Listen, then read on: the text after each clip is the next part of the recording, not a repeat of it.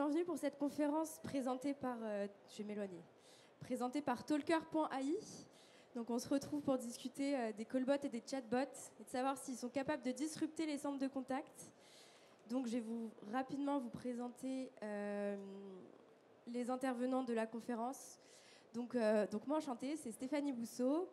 Je suis chef de produit et designer de bots chez Talker.ai, qu'on va évidemment vous présenter. Avec moi de Talker, donc, il y a Pascal et Katia, qui sont respectivement CEO et CTO. Pascal et Katia l'aîné, donc Pascal qui fait des bots depuis bientôt 10 ans. Donc il a beaucoup de choses à vous raconter, puis il a pas mal testé ChatGPT ces derniers mois, donc ça va être super intéressant. Et Katia qui va vous parler avec sa casquette de CEO de Talker, mais pas que, parce qu'elle est aussi expert sur l'IA, reconnue internationalement. Elle est aussi membre du conseil de la commission IA de Numéum, donc elle a aussi beaucoup de choses à vous dire. Et on a invité 3 de nos clients et partenaires. Merci beaucoup d'être venus. Donc déjà Emmanuel Sangoire qui travaille chez Total Energy, qui est business analyst sur l'innovation et les nouvelles technologies. Merci d'être venu Emmanuel. À côté on a Rémi de Wellco, c'est une start-up que Talker accompagne depuis un moment et on a fait une véritable success story entre Talker et Wellco, donc on va vous raconter tout ça. Et puis Alexandre Cotreau qui travaille chez Bouygues Télécom et qui est donc product manager dans l'identité produit mobile et le business messaging. Merci d'être venu. Et donc voilà un petit point de vue de ce dont on va discuter aujourd'hui. D'abord, on va passer 5 minutes pour vous présenter Talker.ai et puis le marché des callbots et des chatbots. Ensuite, on va laisser la parole à nos clients et partenaires qui vont vous donner leur retour d'expérience sur les projets chatbots et callbots, les clés pour réussir des projets. Et puis, on va évidemment parler de ChatGPT et est-ce que l'intelligence artificielle générative a sa place ou pas dans la relation client. Et enfin, prospective, ça ressemble à quoi de travailler avec des assistants virtuels nouvelle génération. Un petit point de vue sur le futur, à quoi ça ressemble, quoi. Alors avant de laisser la parole à Katia, je voulais vous faire une petite intro sympa. Je ne sais pas si vous connaissez cette courbe, c'est la courbe Gartner, c'est le hype cycle des nouvelles technologies. En gros, c'est l'intérêt qui est porté aux nouvelles technologies au fil du temps. Donc au début, c'est un grand pic au moment du déclencheur de l'innovation, beaucoup d'intérêt, beaucoup d'attentes, beaucoup d'excitation. Et puis, au fil des mois qui passent, c'est le creux de la désillusion parce que les attentes sont exagérées, que le marché n'est pas acculturé, que les technologies ne sont pas encore matures. Et puis, petit à petit, ça remonte. Phase de l'illumination, ils appellent ça comme ça. Et puis, le plateau de productivité. Donc, si je vous présente ça aujourd'hui, c'est pour vous dire que les callbots et les chatbots, le marché est mature. Les gens ont pris l'habitude de parler avec des robots. On n'est plus étonné de tomber sur des robots au téléphone. Une bonne partie d'entre nous a sûrement déjà échangé avec des chatbots aussi. Donc, on a atteint la maturité technologique, mais ça, je vais laisser les intervenants vous en convaincre au fil de la conférence. Et la maturité du marché aussi. Donc, voilà, ça va être super intéressant aujourd'hui. Et puis, pour laisser la parole à Katia, qui va nous parler donc de Talker, qui est pionnier de son marché. Pour lui faire une jolie transition, je vous invite à regarder le petit point bleu sur l'écran. C'est le premier bot au téléphone que Talker a mis en place. C'était en 2015. Donc il y a déjà 8 ans. C'est pour vous dire à quel point la vision de l'entreprise est implantée depuis un moment. Donc Katia, voilà, c'est à toi. Je vais peut-être prendre le laser. Bonjour à toutes et à tous. Merci d'être venus nombreux aujourd'hui et voilà, de manifester l'intérêt déjà sur la thématique. Pour aller droit au but, c'est quoi Talker ? Talker est à la fois un éditeur de solutions, de technologies et un expert dans le domaine de l'automatisation conversationnelle. Il y a plusieurs choses à la fois. Il y a 3 piliers. Il y a la partie vraiment bot, dans la fabrication de bots. Il y a la deuxième partie qui est la voix, parce que la voix pour nous, c'est une manière de transmettre l'information la plus naturelle possible. Et c'est pour ça qu'on fait des bots à la voix au téléphone depuis pas mal de temps. Et on y a cru quand on était tout seuls sur ce salon en 2016. Et le troisième pilier de ce que Talker est, c'est vraiment la téléphonie. Pourquoi ? Parce que c'est un canal qui occupe 50% des interactions d'une marque avec son public. Et ça ne va pas s'arrêter. Déjà parce qu'on voit tous les exposants ici aujourd'hui sont dans une offre omnicanal. C'était aussi le cas de Talker, c'est-à-dire un seul et même bot est connecté à tous les canaux, évidemment avec des scénarios et des dialogues différents. Tout ce qui nous caractérise, c'est 3 choses importantes. No code, c'est-à-dire que n'importe qui d'entre vous, en quelques minutes, peut faire un bot avec notre technologie. Évidemment, pour aller plus loin, il faudra un mini onboarding, évidemment, mais on en parlera. Et une formation, un espace de, on va dire, une journée, et on est autonome. Tout ça pour dire que pour qu'une technologie puisse, comme on l'a vu dans une courbe, avoir la pénétration pour avoir un succès, il faut de l'accessibilité, la facilité, et cela dit, accessibilité de tous les côtés, aussi bien technologique, accès et évidemment tarifaire, évidemment. Sur une autre particularité de Talker, c'est qu'on est éditeur de solutions, mais on n'est pas, on met notre technologie à disposition de nos partenaires intégrateurs. Donc en fait, on travaille directement avec les marques, mais on a aussi nos partenaires, par exemple comme Neuron, Talent, Micropole, ou des boîtes dans l'expérience client comme Novadial ou Interacti. Donc voilà, on est vraiment... Le premier métier qu'on a, c'est éditer la technologie, être en veille. Là, aujourd'hui, par exemple, on implémente des fonctionnalités que vous allez nous demander dans 2-3 ans. Parce qu'on sait ce que vous allez nous demander, parce que ce que vous allez utiliser aujourd'hui, on l'a imaginé il y a 5 ans. Et voilà. Après, on a aussi créé le concept d'assistant as a service, parce qu'on s'est dit que maintenant, vous avez la plateforme, vous avez l'outil, on n'a qu'à vous mettre à disposition tous les bots verticaux qu'il vous faut pour prise de rendez-vous, chercher sa commande, etc. Vous allez découvrir effectivement les cas d'usage. Et évidemment, en 2 minutes, pourquoi? Évidemment, on ne fait pas tout un bot en 2 minutes, mais en même temps, on a tout de suite au téléphone une petite interaction avec retour de réponse. Je n'ai pas parlé de la typologie de clients qu'on a, parce que effectivement, on a fait exprès aussi de vous présenter des entreprises qui sont à la fois des grands comptes et des entreprises qui sont des scale-up, c'est-à-dire en fait, on est accessible à tout le monde. Pourquoi? Parce que dans notre philosophie, on doit offrir la même expérience utilisateur final, consommateur, client, pour n'importe quel d'entre nous, quelle que soit la marque auquel il s'adresse. Donc, on offre une expérience, en tout cas, centre de contact, c'est comme ça qu'on l'a appelé, même si c'est peut-être pas très juste, parce que c'est vraiment un accès à l'information, à l'interaction avec la marque, quel que soit le canal ou la thématique qu'on va discuter. Rapidement, mais s'il y a des questions à la fin, évidemment, on pourra répondre. C'est important de dire qu'on adresse évidemment les appels entrants, c'est logique, les appels sortants. Les appels entrants, évidemment, pour pouvoir qualifier, trier, répondre, parce que notre objectif, c'est de répondre et pas de transférer, n'est-ce pas? Je ne vois pas pourquoi on va transférer un appel si un bot peut offrir la réponse. Le bot a aussi un avantage que l'humain n'a pas.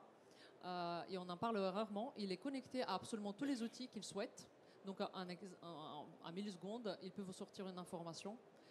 Et cette information est personnalisée. Donc, moi, quand j'appelle pour demander une information, j'ai réponse à ma question. Et c'est ça qui est fort chez les bots. Je ne dis pas forcément que lorsqu'on transfère un appel à un conseiller, on ne l'aura pas. Mais ça aura pris plus de temps. Il aura attendu sur une file d'attente. Quelle que soit la qualité que le call center peut proposer de prendre en charge tous les appels.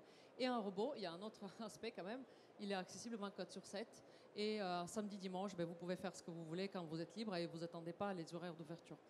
Et les appels sortants, c'est intéressant, mais à travers le cas d'usage de Total, on va voir pourquoi les appels sortants sont super intéressants et dans quel cas d'usage. Pour ne pas grignoter du temps de nos invités, vraiment, oui, je qualifie 2 types d'actions au téléphone, mais finalement, ça se retrouve dans un seul assistant. On qualifie, on transfère ou on traite. Évidemment, le transfert se fait en fonction de ce que l'entreprise souhaite, donc on n'impose rien. Ils sont presque chaque jour, les chiffres changent évidemment, mais aujourd'hui, Talker, c'est plusieurs typologies de bots, plusieurs typologies de scénarios, nombre aussi, des templates, des verticales, des cas d'usage, des connexions. Et certainement, on a certainement oublié lorsqu'on a fait le compte. Mais en tout cas, on rajoute facilement des canaux, etc. Sans transition pour le coup. Sans transition, la parole à Emmanuel, qui peut-être aussi mettra dans un contexte, parce qu'il nous suit depuis le début, à cette lointaine 2019. Merci Katia, merci Pascal déjà de m'avoir invité, même si ça va être très très court parce que je dois vraiment partir. Mais j'étais content de témoigner et dire que la collaboration avec Talker s'est très bien passée. Elle continue à bien se passer, même si moi je ne suis plus véritablement sur le projet qui est en cours de déploiement. Donc le cas d'usage que je vais vous présenter, c'est le suivant. Il y a chez Total, donc Total, vous connaissez les stations quand elles sont ouvertes. Vous connaissez les lubrifiants, vous connaissez, voilà. Il y a aussi chez Total ce qu'on appelle les filiales combustibles. Donc ce sont 6 filiales qui distribuent, qui commercialisent le fioul domestique, le bois de chauffage, les pelés, etc., etc. Donc c'est quelque chose qui est peut-être un petit peu plus connu en province. Mais donc il y a des personnes qui se chauffent au fioul domestique, qui ont donc des cuves qu'il faut remplir. Et pour ça, il y a des tournées. Il y a des tournées avec des livreurs qui viennent remplir les cuves. Avant d'utiliser la solution Talker, ces tournées, elles sont prévues, mais les filiales doivent, 1 ou 2 jours avant, rappeler les clients pour préciser vraiment l'horaire. Donc ça c'est fastidieux, le client n'est pas toujours là, ça prend beaucoup de temps. Si le client n'est pas là, on a un livreur qui va se présenter au domicile du particulier et peut-être pour rien. Bon, c'est quelque chose qui n'a pas une grande valeur ajoutée.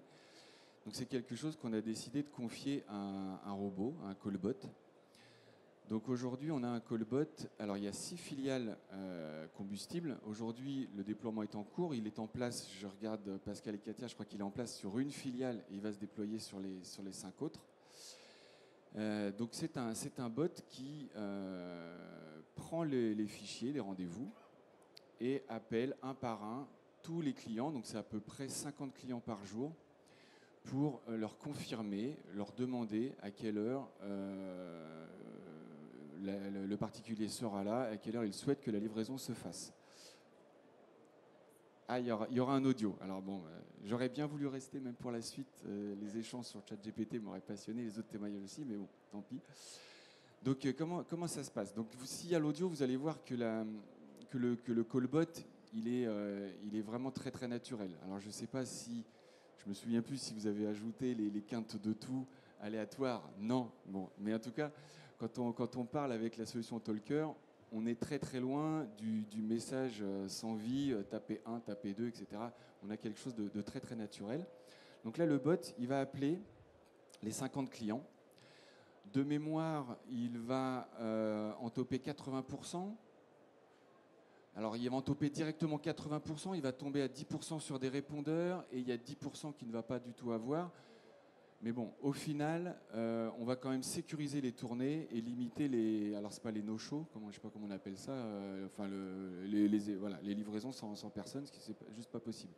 Donc, pour information, ces 50 appels par jour, ça représente 2 heures. 2 heures d'un téléconseiller. Donc, 2 heures de travail pas forcément à grande valeur ajoutée pour le téléconseiller.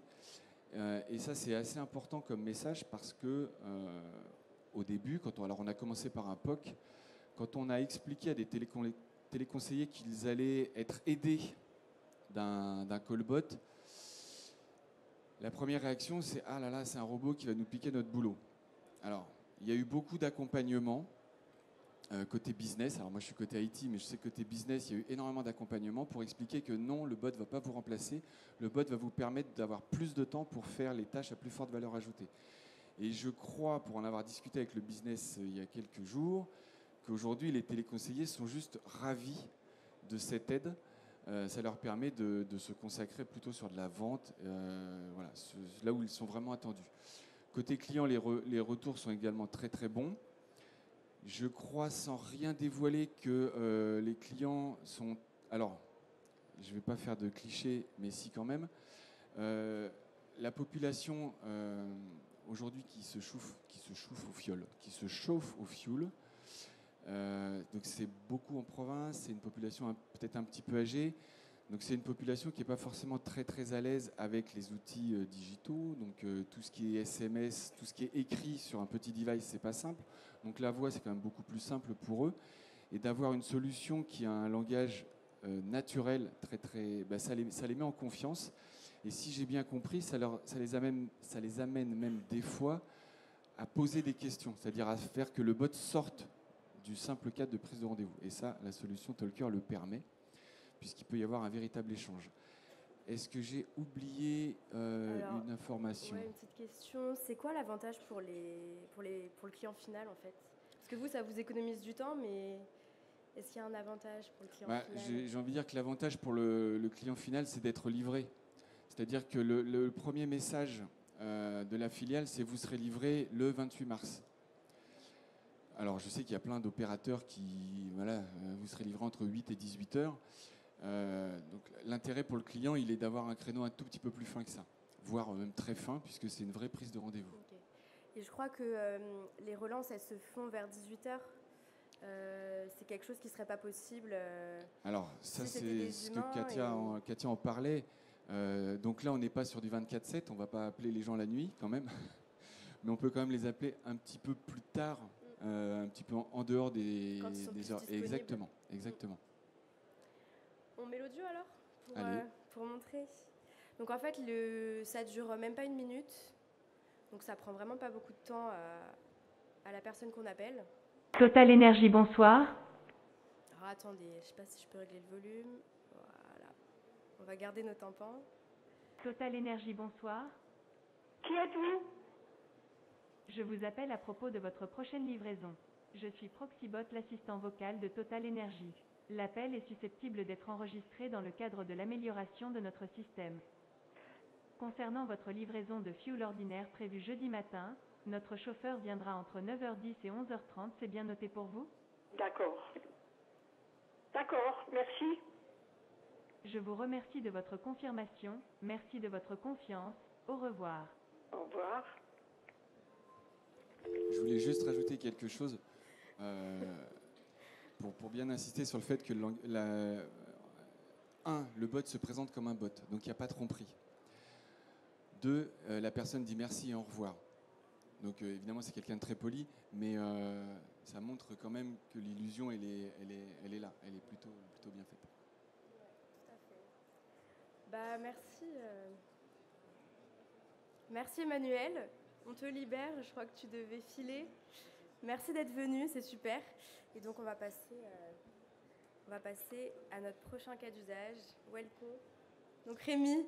Donc Welco, c'est une start-up qui tout simplement vous permet. Alors peut-être que tu seras plus à même que moi. Ouais, je peux faire un petit pitch. J'en fais quelques-uns. Donc. Vas-y. Non, pour faire très simple, en fait, Welco, on a eu l'idée en 2018 de créer une plateforme qui permet à n'importe quel particulier de réceptionner les colis de ses voisins, de jouer le rôle de point relais, mais depuis son domicile, et donc d'être rémunéré pour recevoir les colis de leurs voisins et les remettre quand ils sont disponibles. On a eu 2 ans au début de la boîte où effectivement on a pas mal travaillé sur notre produit. Et début 2021, on a commencé l'activité opérationnelle avec un grand compte du transport. Et donc, on a eu une explosion des volumes de colis qui sont donc arrivés dans notre réseau.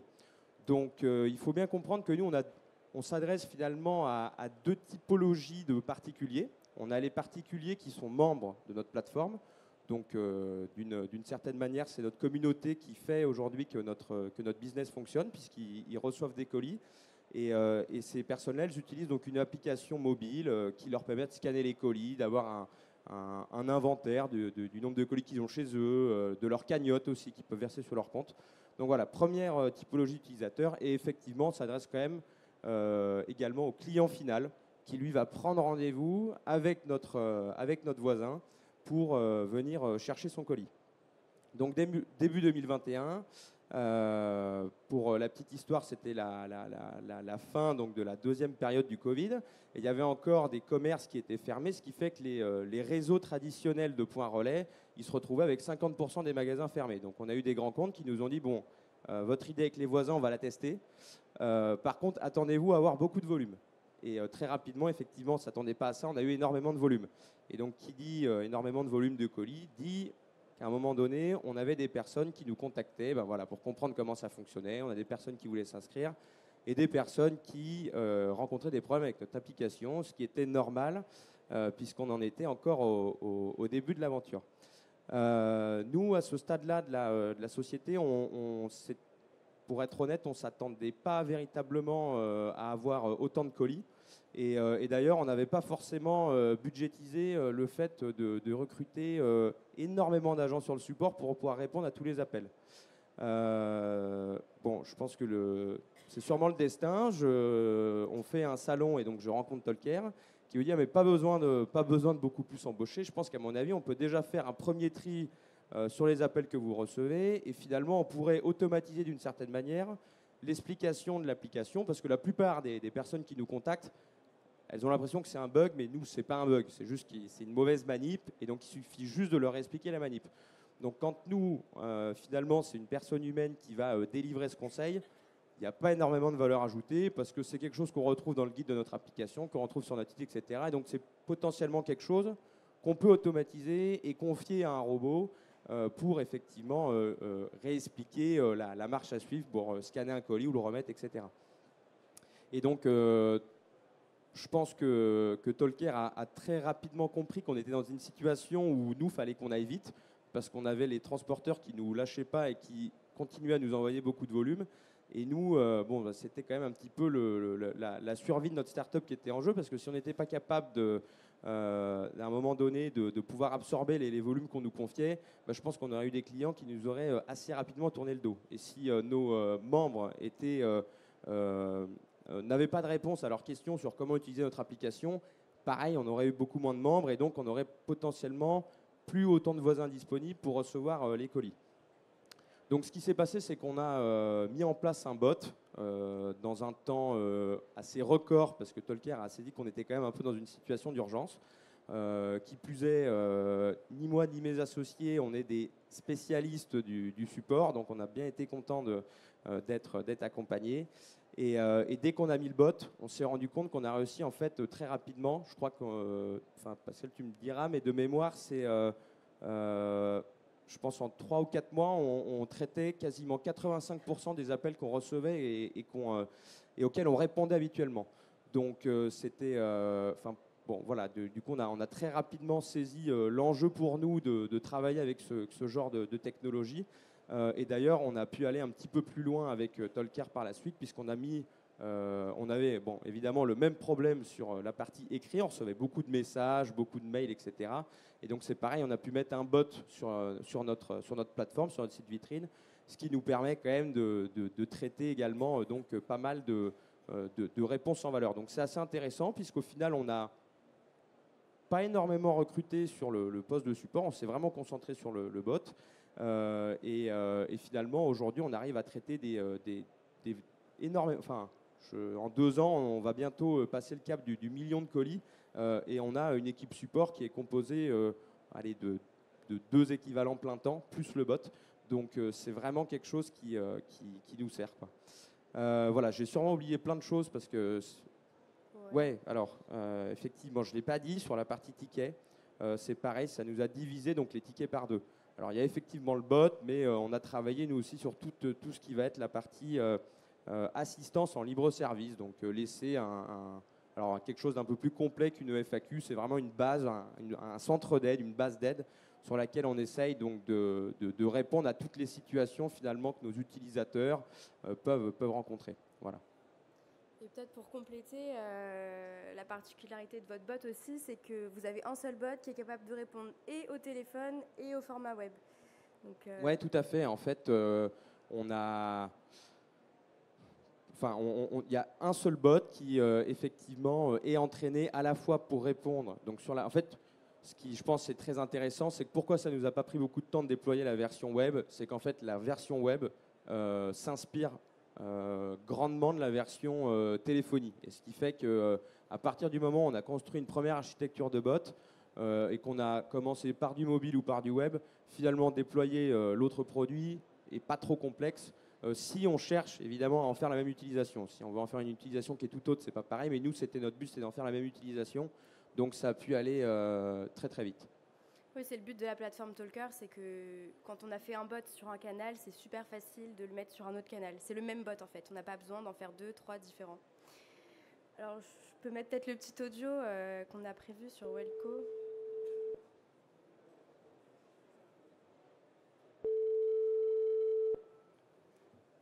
Bonjour, je suis l'assistant virtuel de Welco, la première plateforme de récupération de colis entre voisins. Vous êtes un Welker? Vous êtes destinataire ou expéditeur d'un colis? Ou vous souhaitez des informations sur Welco? Destinataire. Très bien. Quelle est votre demande? Récupération de colis. Rendez-vous sur notre site welco.io. Onglet Suivi. En haut, munissez-vous de votre numéro de suivi. Prenez rapidement contact avec votre Welker pour définir d'un moment pour réceptionner votre colis. Si vous ne trouvez pas d'informations sur le lien de suivi, rendez-vous sur le site du transporteur que vous avez sélectionné au moment de la livraison pour trouver les horaires et le téléphone du particulier qui a réceptionné votre colis. Et surtout, n'oubliez pas votre pièce d'identité. Voulez-vous recevoir le lien vers notre page suivi colis? Oui. Je vous l'envoie sur le 06.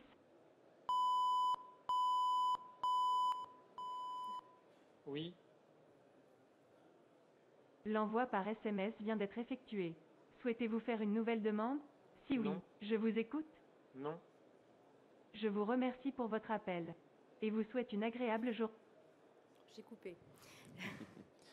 Bon, voilà, ce qui est sympa aussi, c'est que quand on a de l'information à délivrer, le robot est capable, s'il est au téléphone, de proposer de l'envoyer par SMS, mais s'il est au format web, d'envoyer le lien directement. Il s'adapte au canal sur lequel on le joint. Voilà, et ça, je me permets juste, parce que juste cette petite fonctionnalité, ça n'a pas l'air comme ça. Mais bon, je pense que vous êtes tous déjà fait livrer au moins un colis. Et effectivement, la plupart du temps, quand on reçoit un mail de suivi colis, soit on le supprime parce qu'on n'a pas fait exprès, soit il tombe dans les spams. Et quand il faut que finalement qu'on fasse notre suivi colis, ben, on ne sait plus trop où se trouve le lien qui nous permet de savoir s'il est bien arrivé ou pas. Et nous, on avait beaucoup d'appels. Et donc, pouvoir déployer cet outil qui permet finalement d'avoir en plus une vraie interaction avec la personne, parce que la personne, elle ne s'attend pas forcément à recevoir un SMS après avoir passé un appel, et ben, ça facilite grandement la vie du client final, puisqu'il se retrouve directement avec le lien par SMS et ils peuvent savoir si le colis est arrivé. Donc voilà, je voulais juste rajouter ça. Bon, bah merci Rémi, merci beaucoup. Donc on va passer à Alexandre qui nous vient de Bouygues Télécom, qui a des choses à nous partager sur le business messaging et le customer centric. C'est les messages principaux que tu voulais faire passer, je crois, aujourd'hui. Donc écoute, déjà, c'est quoi les enjeux actuels de la stratégie customer centric Bonjour à tous. Je vais peut-être commencer par me présenter. Donc, je travaille chez Bouygues Télécom. Alors, non pas du côté de la marque, mais plutôt avec la casquette opérateur. Donc, mon objectif, c'est de permettre en fait à des marques, à des entreprises, de communiquer avec des clients Bouygues Télécom. Au final, pour faire passer tout un tas de messages. Il y a différentes typologies. Il y a des messages marketing, il y a des messages serviciels et notifications pour tout ce qui est commande en ligne, par exemple. Et voilà, tout un tas de messages différents. Et donc, justement, tu parlais tout à l'heure de la question du customer centric. En fait, si on retrace un petit peu une histoire qui suit un peu l'évolution du business messaging, c'est assez intéressant de voir comment les usages ont évolué. En fait, pour moi, le customer centrisme, ça repose sur deux grands piliers. C'est être au bon endroit et dire au client ce qu'il veut entendre. En fait. Être au bon endroit, c'est assez compliqué parce qu'il y a beaucoup de canaux différents. En fait, si on retrace un peu l'histoire, on a eu des usages au début qui étaient très simples. C'était de l'information. C'était permettre au client de comprendre quelles étaient les dernières innovations de sa marque, où est-ce qu'il allait pouvoir trouver l'information. Avec le développement du web, tout ce qui est mobile commerce, e-commerce, ça a été une autre dimension, c'était beaucoup plus de l'authentification, comprendre si c'était bien le client qui était derrière telle commande, est-ce que la commande a vraiment été passée, est-ce qu'on va recevoir son colis chez soi. Et aujourd'hui, on arrive sur quelque chose de totalement différent, c'est-à-dire que les applications ont été développées, les usagers finaux, donc tous les clients Bouygues Télécom par exemple, sont noyés d'informations, il y en a partout sur le web, ils ont des infos par ChatGPT, donc on n'est pas aujourd'hui les meilleurs acteurs, on va dire, pour leur donner de l'information, mais on est des bons acteurs pour leur dire l'information manquante sur des panneaux et des canaux très génériques en fait. Et donc moi, ce que j'entendrais aujourd'hui comme principale problématique sur le customer centric, c'est être capable de créer une conversation avec le client pour adresser le message le plus personnalisé possible. Parce qu'on a vu ces dernières années qu'il y avait vraiment un focus des marques sur tout ce qui était ciblage. Donc c'est targeter la bonne audience, c'est dire ok, on va travailler sur tout ce qui est 18-25 ans, on va leur envoyer le message à 18h et pas à 19h parce qu'ils sont en train de s'occuper des enfants ou d'autres. Peut-être pas à 18 ans, peut-être, c'est quand même un petit peu tôt. Et donc en fait, là, on arrivait à une limite où malgré ce ciblage, malgré ce vrai travail autour du marketing, il a fallu passer le cap du conversationnel pour demander vraiment au client qu'est-ce qu'il veut. Donc pour nous, le conversationnel, ça a été quelque chose de très important. On a à disposition un canal par défaut qui est le canal SMS, donc que tout le monde a par défaut sur son téléphone. Il a été super utile pour tous les usages passés et il est encore utile aujourd'hui pour tout ce qui est marketing et confirmation dont on parlait tout à l'heure. Aujourd'hui, il a été important pour nous de le faire évoluer vers le conversationnel pour rajouter cette nouvelle brique qui est indispensable en fait à la vie des marques aujourd'hui. Donc on a développé 2 nouveaux produits qui s'appellent le SMS conversationnel. Jusque-là, rien de très nouveau. C'est simplement permettre aux marques de converser sur le canal SMS. Et on a apporté également ce qu'on appelle le RCS, qui est en fait une brique enrichie qui permet d'échanger des messages plus riches avec des photos, des vidéos, comme on pourrait le faire avec nos proches, directement sur ce canal. Et donc l'important aujourd'hui pour nous via cette customer centricité, c'est que le conversationnel va nous permettre de délivrer le bon message et le canal SMS s'inscrit parmi les autres canaux comme vraiment quelque chose de très utilisé par les utilisateurs. Donc il s'inscrit dans un panel CPaaS, on va dire, assez important. Ça serait quoi du coup les cas d'usage pour les marques? Comment elles peuvent utiliser ce nouveau canal? Qu'est-ce qui va faire la différence avec les autres canaux? En fait, on s'est rendu compte quand l'essor des applications a vraiment eu lieu, l'objectif d'un Facebook ou d'un Meta par exemple, c'était d'attirer un maximum d'utilisateurs sur son application pour devenir l'application de demain qui allait être utilisée par tous et pour tout. En fait, il y a eu énormément d'applications qui sont sorties en même temps et au final, le panel d'utilisateurs, il a été plutôt divisé sur ces différentes applications. On le voit aujourd'hui entre Instagram, TikTok, WhatsApp, on a des générations qui sont divisées et qui ont chacune leurs habitudes d'usage. Aujourd'hui, le SMS, il est encore très largement utilisé, donc l'avantage vis-à-vis des autres, c'est d'être universel. Mais on veut pas forcément, on n'est plus dans cette compétition de dire nous, on est meilleur que les autres, vous devez nous utiliser et pas les autres. En fait, nous, notre objectif, c'est de s'insérer dans un panel de possibilités pour la marque et juste de lui permettre de faire ce qu'elle peut sur ce canal qui peut être utilisé par ses utilisateurs. Et donc l'intérêt, c'est que nous, nos canaux, comme on voit leur usage aujourd'hui, c'est ce qu'on sort aujourd'hui, le SMS conversationnel, c'est très universel, c'est très simple, ça s'adresse à tout le monde, il n'y a pas besoin de télécharger d'application. Donc pour nous, typiquement, une personne âgée qui est au fond de la Creuse et qui utilise ce SMS pour parler à ses petits-enfants va pouvoir poser sa question à Total Energy pour savoir s'il va pouvoir passer et remplir sa gazinière ou encore si son colis va bientôt arriver. Là où le RCS s'adresse peut-être plus à des usages plus enrichis, on va chercher à séduire un jeune en lui mettant une vidéo des nouvelles baskets de Nike qui sont sorties dans son magasin. Bon, merci. Merci pour les images. Tu voulais aussi me parler du fait que, je crois, il y avait la possibilité d'historiser les conversations, le fait que en ajoutant des bots sur des canaux comme ça, on peut, on en a parlé, être asynchrone dans la conversation, mais aussi dans l'objectif de personnalisation, utiliser l'historique de conversation et l'historique de ce qu'on sait sur le client. Oui, complètement. Je pense que l'historisation de la conversation et le côté asynchrone en fait, de ces canaux messaging écrits, c'est quelque chose d'assez intéressant aujourd'hui, qui s'ajoute en fait à la notion d'appel qui, comme on l'a vu avec les différents usages, permettent de répondre vraiment instantanément aux besoins. Le côté messaging, en fait, ça permet d'être assez très rassurant pour l'utilisateur, de se dire ok, j'ai fait une demande pour des informations sur mon colis, ça a été historisé, je le vois dans mon flux de messagerie, donc la question a déjà été traitée. Et quand je vais reprendre contact avec mon call center ou mon conseiller Bouygues Telecom par exemple, on va pouvoir reprendre directement l'historique et je ne vais pas devoir réexpliquer toute ma problématique. Donc ça, c'est quelque chose qui est très rassurant pour l'utilisateur et qui est très intéressant pour les marques pour garder un suivi. Et le côté asynchrone, c'est au-delà des call centers qui fonctionnent très bien ou même des chatbots qui sont automatisés aujourd'hui qui permettent d'avoir des réponses rapides par téléphone. Pour nous, ça a été aussi un enjeu d'être très réactif vis-à-vis de ce qu'on propose et tout en restant à l'écoute de l'utilisateur. C'est typiquement un utilisateur qui est en réunion, qui n'a pas envie de passer une demi-heure au téléphone pour avoir sa réponse au service client. Il va pouvoir envoyer un message en début de réunion, le regarder parce que la réunion est ennuyeuse ou qu'il s'endorme dans une conférence, et ensuite pouvoir reprendre au fil de l'eau en fait, sa conversation à son rythme. Merci Alexandre, merci plaisir. beaucoup pour ton intervention. Alors on va passer à la troisième partie de cette présentation sur le hot topic, je pense, qui vous a pas mal fait venir aussi aujourd'hui, c'est ChatGPT. Alors pourquoi on en parle? Je vais donner la parole à Pascal, du coup, donc CTO de Talker. Ça fait depuis novembre qu'il s'amuse beaucoup avec ChatGPT, donc il a pas mal de choses à vous raconter. Oui, bonjour à toutes et à tous. Donc Pascal Lenné, cofondateur de Talker. Donc effectivement, je discute avec des bots depuis de nombreuses années. Je pense que ça fait à peu près 8-9 ans, je pense à peu près.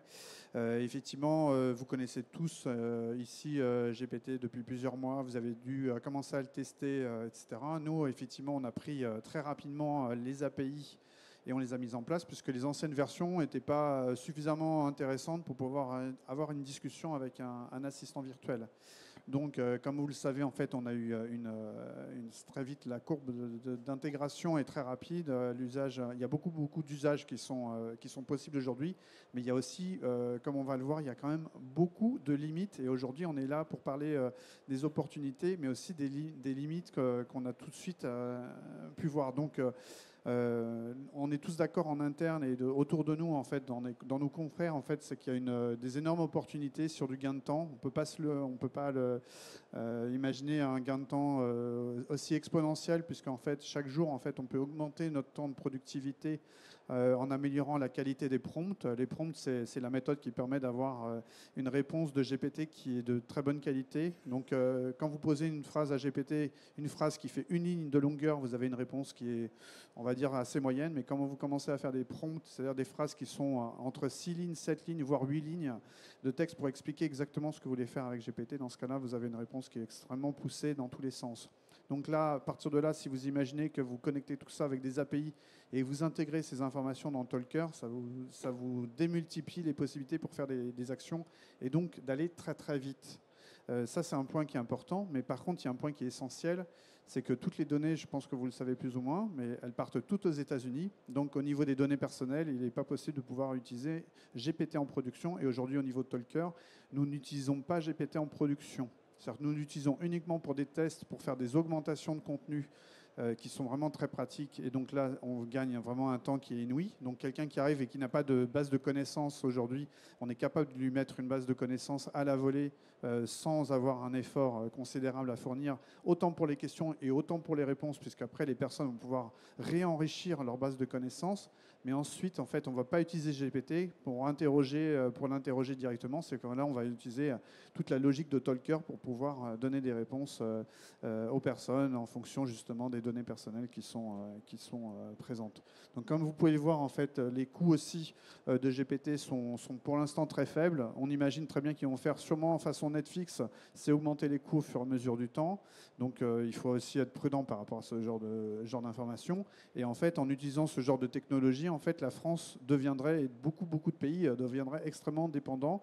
Donc, il y a sûrement des moyens de contournement de cette typologie d'utilisation. Donc, pour aller plus loin, en fait, au niveau de GPT, il y a des moyens de contournement. Vous avez entendu parler peut-être, certains d'entre vous ont peut-être entendu parler qu'il y a d'autres IA qui sont à peu près des transformers existent et ont été fournis par d'autres grands GAFA, dont Facebook. Mais malheureusement, au niveau de Facebook, il y a eu une petite problématique puisque le code a fuité sur Internet.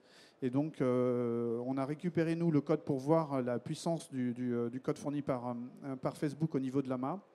Et le produit pour l'instant est assez intéressant et on est en cours d'expérimentation pour voir si demain on pourrait mettre un GPT en local au niveau d'un service et donc les informations resteraient uniquement concentrées sur la France, sur un cloud ou sur une zone entièrement privée. Ce qui donne l'énorme puissance de GPT sans avoir les contraintes du GDPR, c'est-à-dire avoir des données qui partent aux États-Unis. Donc c'est important de penser à ce genre d'informations. Petite précision, GPT, c'est Pre-train Transformer. GPT, c'est juste un moyen d'entraînement des réseaux de neurones. Voilà, et c'est pas quelque chose qui est préempté par GPT, ChatGPT et OpenAI en fait. C'est juste des moyens d'entraînement en profondeur, comme on dit, en deep learning. Voilà, c'est pour ça on peut dire GPT sans que pour autant ce soit ChatGPT. Donc oui, absolument. Donc on a fait une petite slide pour expliquer un petit peu comment on utilise un peu GPT. Alors vous n'allez pas voir grand-chose, mais ce qui est intéressant, c'est qu'en fait, vous avez pas mal de nos confrères qui utilisent GPT. Même on a certains d'entre nous qui disent qu'ils l'ont utilisé en production. Ça, vous imaginez donc vous posez une question, vous allez sur l'API de GPT et vous allez avoir une réponse. Et donc, vous reposez une autre question, vous avez une réponse. Donc, c'est simple, ça fait une boucle infinie, plus ou moins infinie. Et donc, on pourrait imaginer avoir un bot très simple, question-réponse, question-réponse, question-réponse. Nous, GPT, en fait, pour Talker, c'est juste, comme vous voyez dans cet exemple, c'est juste une seule boîte sur à peu près, je sais pas, une centaine, 150 boîtes. C'est-à-dire qu'en fait, un screen de l'arbre de décision qu'on a sur la plateforme pour un bot en particulier. Donc, il y a plein de boîtes reliées entre elles. Et l'une d'entre elles, c'est ça que tu es en train de dire, seulement l'une d'entre elles, parmi tout ça, c'est ChatGPT. C'est sûrement une des grosses différences. C'est-à-dire qu'en fait, GPT, on le met juste à un endroit précis. Et encore une fois, on dit bien pour de l'entraînement.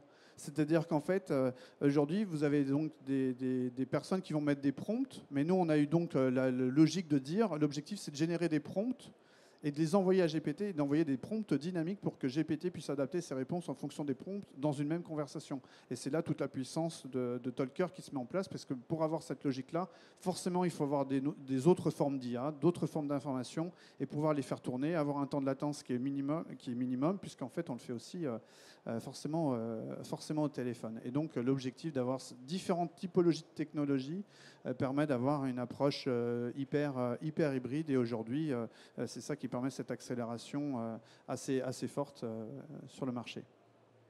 Merci Pascal, super intéressant.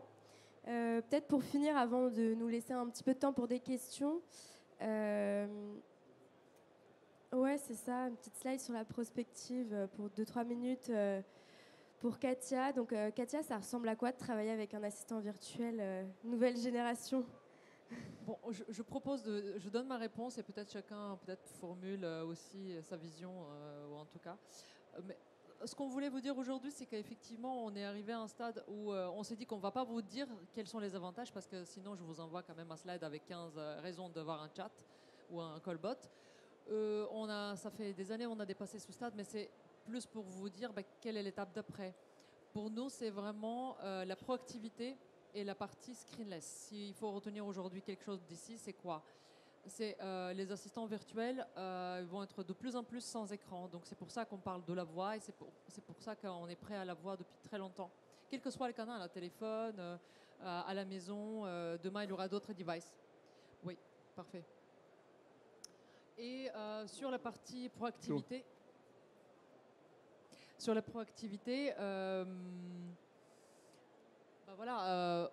aujourd'hui, on est sur des bots qui répondent à des questions. Demain, c'est les bots qui vont anticiper ce que vous allez lui demander, parce qu'il vous connaît, donc il vous appelle. Il sait potentiellement, et c'est déjà le cas, quand un client appelle et on le reconnaît, on sait qu'il appelle pour sa commande qui est en cours parce qu'on la connaît, la commande. Donc on ne va pas lui poser des questions inutiles. Et je pense que les personnes sont dans l'attente de ça. Je reviens sur un petit point justement là-dessus, sur le screenless. C'est quelque chose qu'on n'entend pas trop parler pour le moment. Mais en fait, ce qui se passe, ça va revenir au fur et à mesure, puisque vous avez sûrement une grande partie d'entre vous, vous avez des Google, enfin, nous avons des Google Home ou des Alexa à la maison. Et aujourd'hui, ce type de moteur, en fait, il est très basique et il ne répond pas forcément à nos attentes, puisque vous n'avez jamais dire « Ok Google, passe-moi ma banque, je voudrais faire un retrait, ou alors je veux envoyer de l'argent à ma fille, par exemple, en disant « Tiens, ok Google, envoie 10 balles à ma fille parce qu'elle a besoin d'argent. » Pourquoi pourquoi on ne le fait pas? Deux raisons. La première, en fait, c'est qu'il n'y avait pas de maturité il y avait pas de maturité technologique au niveau des outils pour pouvoir le faire. Donc ça, nous fait les premiers tests en fait au niveau de la Google Home en 2016-2017 en se disant c'est génial, ça va être un outil dont tout le monde va s'emparer. Pas du tout en fait. Rappelez-vous de la courbe de Gartner. Les attentes des clients étaient énormes. Le retour sur expérience était complètement lamentable. Je pense qu'il n'y a pas d'autre mot puisque vous avez tous en tête chatbot égale à quelque chose qui ne fonctionne pas. À partir du moment où la technologie commence à devenir beaucoup plus mature comme aujourd'hui, c'est-à-dire qu'en fait, les marques vont pouvoir s'emparer justement de ces nouveaux canaux, en fait, et donc pouvoir avoir des nouvelles expériences. Comme dit justement au niveau de Bouygues Télécom, on est très favorable au RCS parce qu'on pense qu'il y a vraiment beaucoup d'avenir d'avoir de l'enrichissement. Sur les Google Home, c'est exactement pareil. Et donc, les gens vont revenir, les gens vont pouvoir reprendre en main cette technologie qui n'était pas trop usée. Rappelez-vous pour les QR codes, c'est-à-dire que les QR codes, au début, c'était l'engouement. C'est tombé dans le vide parce que les téléphones n'étaient pas prêts. Et aujourd'hui, les QR codes refont leur apparition puisque chaque téléphone a un appareil photo qui permet de reconnecter le QR code avec une URL derrière. Donc, c'est intéressant. Voilà. Peut-être Rémi, Alexandre. Non, mais bon, quand on n'est pas expert, très rapidement, à quoi ça ressemble de travailler? Bon, je vous avoue qu'au début, on est un peu... voilà, nous on se posait des questions, on n'était pas vraiment sûr, on n'avait jamais travaillé finalement avec un robot. Donc au début, on y est allé un petit peu à tâtons et c'est surtout, je pense qu'on avait peut-être des attentes, on s'attendait à avoir un bot dès le début qui soit parfait. Bon, évidemment, c'est la grosse erreur. Et on se rend compte en fait au fur et à mesure des mois qui passent et que le bot finalement il s'enrichit. Il y a vraiment une montée en connaissances et du coup une montée en puissance du bot. Et après 2 ans, quand on compare le bot, j'ai envie de dire V1 et le bot au bout de 2 ans, c'est assez impressionnant en fait de voir la différence. Et voilà, donc à quoi ça ressemble de travailler avec un assistant? Au début, on est un peu surpris. Et au bout de 2 ans, on est finalement assez content de voir que le bot a grandi. Et finalement, il faut le voir un petit peu comme un humain. C'est finalement au début un bot qui ne comprend pas tout. Et puis au fur et à mesure du temps, il commence à connaître son sujet, quoi, tout simplement. Et il délivre vraiment des résultats qui sont de plus en plus intéressants. Mais voilà, il ne faut vraiment pas avoir en tête de partir avec quelque chose qui soit parfait dès le début parce que c'est juste pas possible. Et c'est surtout que ça permet aussi de se reposer pas mal de questions sur les schémas d'organisation et les modes d'organisation au niveau des centres de support. Enfin, nous, en tout cas, voilà, ça nous a vraiment challengé et c'est assez intéressant. Alors, de mon côté, je vais peut-être être moins didactique sur la partie screenless notamment, où je vais peut-être être moins dans tout ce qui est de projection. Notre travail, c'est vraiment de faire un canal pour répondre aux enjeux d'aujourd'hui. On a déjà fait c'est déjà un gros saut de passer à une réponse automatisée, sans humain, sur du conversationnel dans nos canaux.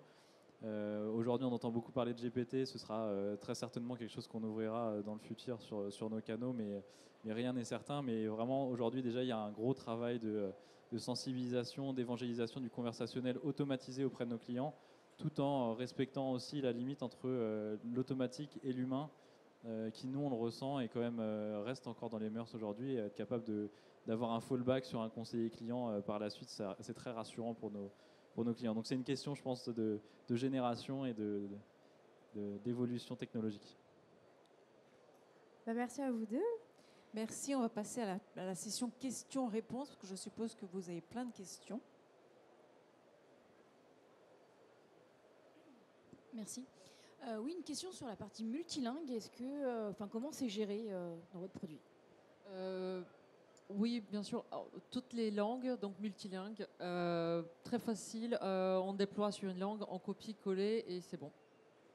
C'est à la voix ou au C'est chat. même plus que ça. C'est de la même façon qu'on a un bot qui est capable de gérer plusieurs canaux, on a un bot qui est capable de gérer plusieurs langues. Donc soit il reconnaît par le numéro qu'il appelle ou le site web qu'il l'appelle qui doit intervenir dans telle ou telle langue, soit grâce à des partenaires qu'on a, on est capable de reconnaître en quelle langue s'exprime l'utilisateur et adapter du coup les réponses du robot. Voilà. Une autre. Bonjour, ma question porte aussi sur les langues, mais les langues régionales. Parce que moi, je suis une société qui est basée à La Réunion. J'avais prospecté les callbots il y a 2 ans. et ça ne gérait pas le créole réunionnais. Est-ce qu'avec les nouvelles avancées, il y a eu des évolutions sur ce point-là? Oui, tout à fait. On est capable. En fait, la plupart du temps, il y a beaucoup d'acteurs qui sont capables de reconnaître, de faire du speech to text et du text to speech dans différentes langues, et aussi les langues régionales. Donc, je crois que même qu'on a déjà discuté avec les intervenants de la Réunion. Oui, et lorsque ça n'existe pas, ça se travaille en fait cette partie-là. Donc sur mesure ou si c'est pas sur étagère. Voilà. C'est vrai qu'on habitue les gens qu'on est tout disponible sur étagère, mais il y a parfois des utilisations. Il faut tester. Ouais. Par entraînement, comme disait Rémi, en fait, on construit un schéma de langage qui fait qu'on arrive après. Je me permets, mais nous, on a une communauté, on a vraiment des gens qui viennent de partout dans le monde. On n'a jamais limité les inscriptions, et donc, bon, effectivement, on a énormément d'inscrits en France. On en a également dans toutes les zones, on va dire, limitrophes avec la France. Donc, on a des gens, par exemple, qui sont voilà, dans le Pays Basque espagnol, mais qui se sont inscrits et qui nous appellent et qui, effectivement, ont des accents qui sont parfois forts quand ils parlent français. Et ben, il y a 2 ans, il comprenait pas vraiment, le bot ne comprenait pas tout, alors il transformait de la compréhension. Et au fur et à mesure qu'il travaille, il assimile finalement le mot avec l'accent, et derrière, il est capable de donner la bonne réponse. Donc, c'est vraiment une question de travail, mais moi, j'étais inquiet aussi de ça au début. Je rajoute juste, en fait, c'est intéressant, mais il faut imaginer que dans un scénario, en fait, dans une conversation aujourd'hui, on n'utilise pas qu'un seul speech-to-text, sinon ça ne marche pas. Enfin, on l'a vu il y a très longtemps. C'est-à-dire, si vous avez qu'un seul speech-to-text, que ce soit Microsoft, Google ou des Français qui sont ici sur le salon de la relation client, ça ne va pas fonctionner. C'est-à-dire qu'on va privilégier en fonction de l'information qu'on attend de la personne qui nous parle, un speech-to-text précis, et ensuite on va repasser sur un autre speech-to-text dans la même conversation. Sinon, vous n'avez pas la qualité. Effectivement, dans les langues régionales, il faut quand même plus d'entraînement, et ça ne va pas se faire du premier coup. Donc, c'est-à-dire qu'il faut des modèles avec des centaines d'heures quand même pour avoir quelque chose qui commence à devenir de plus en plus performant. Mais en ayant testé Whisper, qui est donc GPT, une version la version de GPT sur la voix, il y a beaucoup trop d'heures, et je pense qu'il y a trop de mélange, et la qualité sur la France, ils vont avoir du mal à l'améliorer en fait. Et donc Whisper, on l'a mis directement en mode c'est terminé, on ne va pas pouvoir l'utiliser. Il est déjà balayé en disant aujourd'hui les Français sur des cas d'usage sont vraiment bien meilleurs, etc. Donc on ne va pas utiliser une technologie qui ne marche pas, puisque derrière ça crée vraiment de la confusion. Voilà. Je ne sais pas qui a le micro, oui. Oui, c'est moi. Bonjour, Thierry Lévy à Benioli, journaliste pour la revue IT for Business. Alors, j'aimerais mieux comprendre la complémentarité ou la concurrence entre votre moteur conversationnel et GPT ou un autre. Et éventuellement, est-ce qu'à un moment donné, vous vous direz, bon, ce qu'ils font, c'est plus puissant, on va l'adopter en lieu et place d'une autre Alors, ChatGPT, c'est une IA.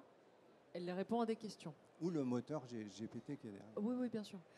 Talker, c'est un outil plateforme end-to-end avec tous les outils dedans pour construire des assistants.